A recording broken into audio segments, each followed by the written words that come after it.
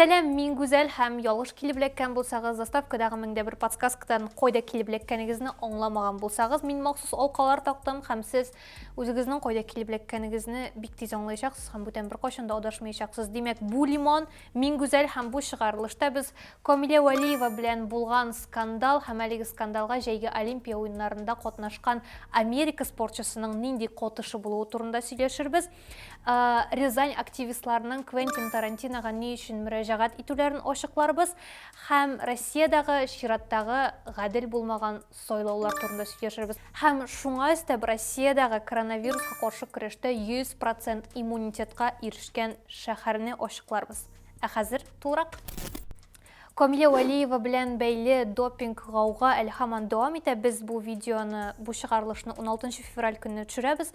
Ул чыкканда, сез аны караганда, әлеге хәлгә яңа детальләр өстәлгән булыр. Шуңа күрә миңа хәзерге вакытта билгеле булган әйберләр белән генә сөйләшербез. Кыскача гына искә төшереп узам әлеге тарихны. 25 декабрьдә Камилә Вәлиева Россия чемпионатында үзенең чыгышыннан соң допинг проба тапшыра. Һәм 8 февральдә әлеге пробаның нәтиҗәсе ачыклана, игълан ителә һәм онда триметазидин табылу ачыклана. Триметазидин ул йөрәк авыруларына каршы профилактикада кулланыла торган компонент һәм ул тыелган компонентлар исемлегенә кергән. Әмма Камиләнең пробасында ул бик аз күләмдә табыла, тик шуңа да карамастан аны дисквалификацияләр вакытлыча. Әмма 9 февраль көнне РУСАДА Камиләдән әлеге санкцияләрне ала һәм ярышларда катнашуны дәвам итәргә рөхсәт итә. Чөнки бу проба Олимпиада уеннарында түгел, Россия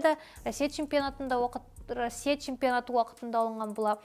Тик ВАДА һәм Халыкара Олимпия комитеты РУСАДАның әлеге карарын яңадан тикшерергә һәм Камиләгә карата кулланылган санкцияләрне кырыслатуны сорап спорт арбитраж судына мөрәҗәгать итә. Һәм 7 сәгать арбитраж судында утырып чыкканнан соң, тренировкаларда берничә кат егылганнан соң да Камилә әлеге ярышларда беренче урында калуын дәвам итә. Яңадан искә төшерәм, без моны 16 февраль көнне яздырабыз.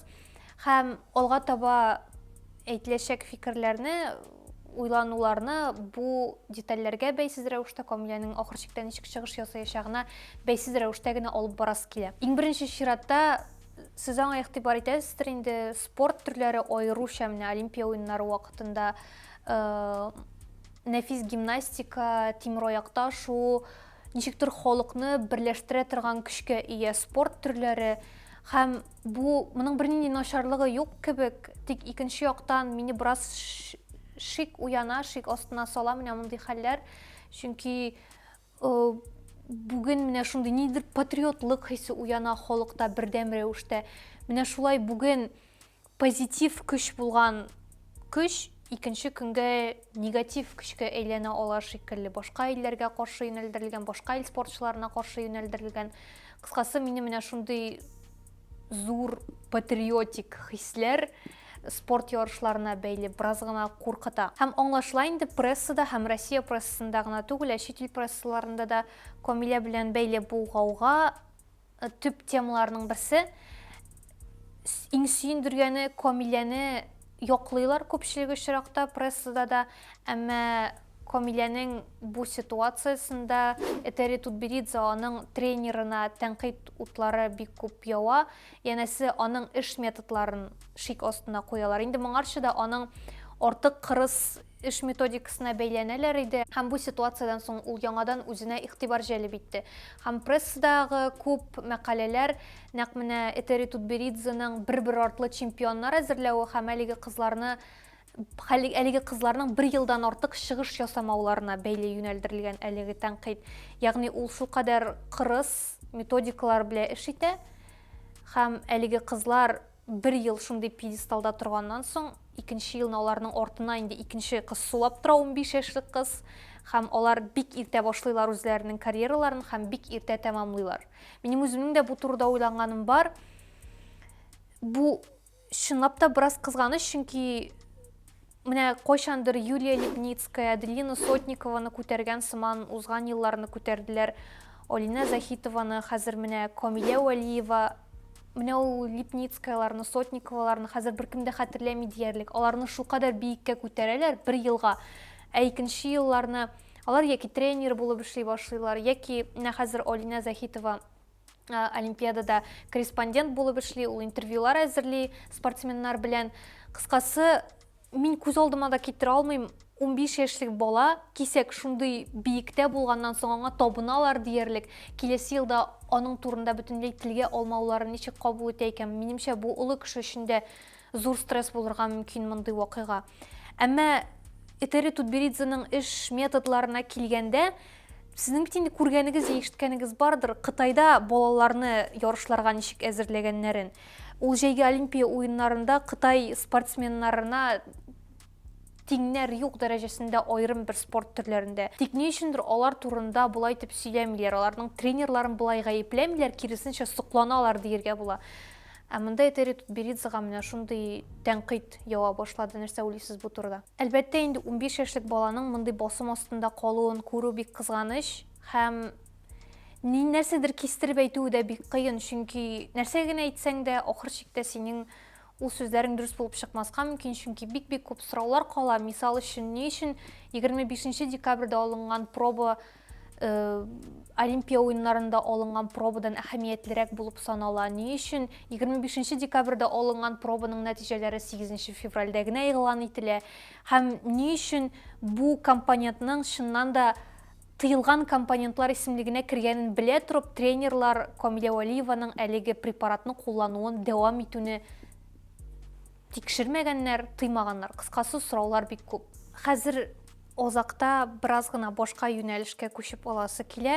Менә мондый ситуациялар бер яклы гына түгел. Әгәр дә бер спортсменны гаепләп, аннан соң акласалар, гаделлек таләп итүче башка кешеләр дә барлыкка киләчәге билгеле. Һәм алар барлыкка килде дә 2021 елда Пекинда узган җәйге Олимпия уеннарында 100-200 метрга йөгерергә тиеш булган 21 яшьлек Америка спортчысы Шакари Ричардсон үзенең дәгъвасын белдергән. Ул әлеге ярышларда катнаша алмыйча кала җәйге Олимпия уеннарында, чөнки ярышлар алдыннан алынган проба тестта марихуана табыла һәм аны бер айга әлеге ярышлардан төшереп калдыралар. Димәк, инде ул Олимпия уеннарында катнаша алмый кала. Ул вакытта ук инде бу моны үзенең тән төсенә бәйләп карый, ягъни мин кара тәнле булганга мине шулай айырып алдылар һәм гаепләделәр дип белдерә. Камиләне аклау ситуациясеннән соң, әлбәттә, именно аклау дип әйтеп тә булмый. Аклау ситуациясеннән соң ул яңадан үзенең фикерен белдергән, янәсе Камилә ак тәнле, мин кара тәнле, шуңа күрә менә шундый ике төрле мөнәсәбәт барлыкка килә дип белдергән. Бу бик абсурд, тик шул вакытта ниндидер кискен фразалар белән бу кешеләрне гаеплисе дә килми. Әгәр дә ул ниндидер Инстаграмдагы, Твиттердагы постлар дәрәҗәсендә генә кала икән, ул үзенең борчуын, үзенең шундый ярасын ачыктан-ачык белдерә ала дип саныйм. Чөнки турыдан-тур үзенә кагылмаса да, менә бу Black Lives Matter турында әйтү, мин турыдан-тур үзенә кагылмаса да, монда дискриминация, ул аны барбыр үзенең шәхси авыртуы, шәхси ярасы итеп тоя. Һәм минемчә, бу бик моңсу, булай яшәү бик моңсу. Сине бөтен әйләнә тирәдәге кешеләр сине душман дип кабул итәләр дип уйлау, сине тән төсеңә карап башкалардан аерып карыйлар дип уйлау, алай яшәү бик моңсу һәм авырдыр. Һәм әгәр дә ул үзенең постларында гына яза икән, бер куркыныч та юк. Тик шул ук вакытта, мисал өчен, BBC-ның Инстаграмында Камилә Вәлиева белән ситуацияны язганнан соң, аны аклауларын язганнан соң, анда комментарийларда менә шул Шакари Ричардсон тарихын искә төшереп, Камиләне гаепләп язучылар да барлыкка килә. Бу ике ситуация бөтенләй бер-берсенә тәңгәл куела торган хәлләр түгел. Икесе ике ситуация, һәм Олимпия комитеты да бу турыда хәбәр итә. Кыскасы, абсурд, тик шул ук вакытта кызык бу хәлләрне күзәтергә. Сез нәрсә уйлыйсыз бу турыда? Шиләбедә мәктәп укучылары чүп савытында 3 кәҗәбә тиен тапканнар. Әлбәттә, инде бу булар өчен шок булган һәм алар алай калдырып китә алмаганнар әлеге кәҗәбә тиләрен. Ярдәмгә зурларны чакырганнар һәм әлеге кәҗәбә тиләренә хәзер хуҗалар табылган, яратучы кешеләр табылган, җылы үй табылган, аларга инде исем дә биргәннәр. Алар берсе Галя, берсе Таня, берсе Валя. Һәм хәзер алар шушы гаиләдә яшәүләрен дәвам итәчәкләр. Бу ситуация бик мимими бер караганда, бик мөлаем. Тик шул ук вакытта контекстка карап, мөнәсәбәт һәм фикер үзгәрүен күзәтү дә кызыклы. Шул ук кәҗәне ашыйлар бит инде. Авылларда яки шәһәрләрдә дип әйтмим инде, просто ашыйлар һәм ул нормаль традиция вегетариан һәм веган булмаган кешеләр өчен. Тик шул ук вакытта менә бу контекст, шул кәҗә бәтиләрен чүплектә табу контексты, менә шушы өч кәҗә бәтиенең язмышын кардиналь рәвештә үзгәртүгә китерә. Һәм әлеге кәҗә бәтиләре шундый яхшы хуҗалар янында бәхетле тормыш кичерәчәкләр дип өметләнәсе килә инде. Алар үсеп җиткәннән соң аларны тотып ашамаслардыр дип өметләнәм инде. Тик шулай да менә бу мөнәсәбәтнең үзгәрүе кызыклы. Бездә Россиядә яраталар авыр хәлдә калганнарны, яраталар жәлләргә, яраталар кызганырга, хайваннар булсын ул, кешеләр булсын ул, бәхетлеләрне яратмыйлар, ә менә шундый авыр хәлдә калганнарны яраталар. Менә бу кәҗә бәтиләре ситуациясы да шундый символичныйрак инде бераз. Әлбәттә инде монда сүздә юк, кәҗә бәтиен шәһәр җирендә кәҗә бәтиен чүп савытына ташлап киткән кешеләр, аларны мөгаен эзләмәячәкләр дә инде, аларга игътибар бөтенләй булмаячак, тик бу котушкыч ситуация. Рязань өлкәсендә урнашкан Касымов шәһәре активистлары Квентин Тарантинога мөрәҗәгать иткәннәр. Мөрәҗәгать итүләренең сәбәбе дә бик кызыклы.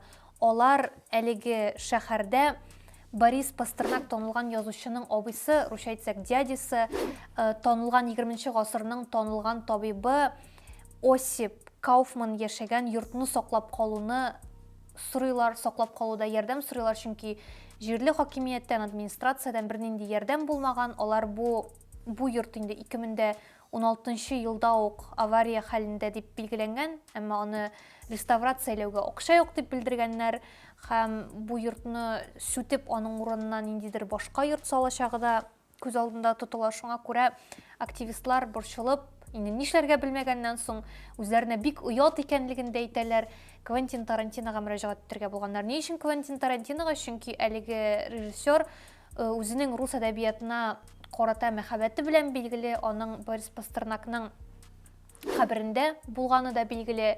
Шуңа күрә аңа мөрәҗәгать иткәннәр. Квентин Тарантино бу мөрәҗәгатькә игътибар итерме, юкмы билгесез, тик бу шундый кызык тенденция инде. Казанда Иске Татар бистәсендәге тарихи әһәмияткә йортны режиссер Тимур Бекмамбетов саклап калырга тырышып йөрсә, монда Квентин Тарантинога мөрәҗәгать иткәннәр. Җирле хакимияттә, администрациядән бернинди толк юк дигән сүздер инде ул. Санкт-Петербург шәһәре коронавирустан 100% иммунитетка ирешкән. Бу турыда шәһәрнең сәламәтлек саклау комиссиясы урынбасары Андрей Саранов хәбәр итә. Рәхмәт инде 200% дип әйтмәгәнне. Бу хәлләрдән соң инде мондый игълан белән чыкканнан соң халык алдына ялгыш әйттем икән инде, нәрсә уйлап әйткәндер. Инде әлбәттә инде халык бу QR-кодлардан котылуны һәм чикләүләр йомшаруны көтә башлаячак. Россиядә чираттагы ни гаҗәп гаделсез сайлаулар узган һәм әлеге сайлауларда кешеләр түгел, ә хайваннар катнашкан Новосибирск шәһәрендә яңа ел талисманын сайлауда вброслар булган. Традицион рәвештә классик Россиядәге сайлаулар вакытындагы шикелле. Кыскасы, Новосибирск шәһәре Россиянең яңа ел башкаласы буларак билгеләнгән. Шуңа күрә зоопаркта әлеге шәһәрнең талисманын сайларга тәкъдим иткәннәр.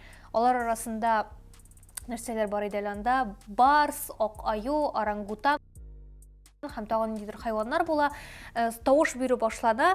Башта барс белән ак аю беренче урында барсалар, ниндидер бер моментта орангутан, Бату исемле орангутан беренчелеккә чыга башлый һәм ни өчендер бу шәһәр администрациясын борчуга сала. Һәм алар әлеге сайлауларны яхшылап тикшереп барырга һәм орангутанны беренче урынга чыгармас өчен барысын да эшләргә кирәк дип белдерәләр. Ахыр чиктә орангутан барбыр бу хәлдән соң аңлашыла инде, орангутанга тагын да күбрәк тавыш бирә башлыйлар. Әмма сайлауларны бер көн алдан вакытыннан алда туктаталар. Хәзер кайсы җан иясе Новосибирск шәһәренең талисманы буларак сайланылган билгесез. Без бу мөһим мәгълүматтан башка яшәргә мәҗбүр булачакбыз. Һәм аңлашыла инде бу ситуация булай тиз генә узып китә алмый иде һәм социаль фильтрләрдә әлеге орангутан белән төрле мемнар, кызыклы твитлар барлыкка килә.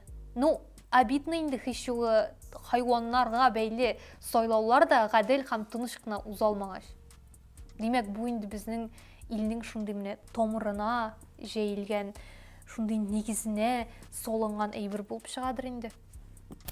Брянск шәһәреннән 49 яшьлек район советы депутаты педофилиядә гаепләнә. Ул 2016 елның июленнән 2021 елның апреленә кадәр 13-16 яшьлек кызларны җинси мөнәсәбәткә тарткан. Һәм әлеге кызларның барысы да яки әти-әнисез, яки начар гаиләдә үскәнлеге билгеле, һәм җинси мөнәсәбәткә кергәннәре өчен ул кызларга акча бирә торган була. Бу кызларны аңа бер таныш хатын кызы табып китерә торган була.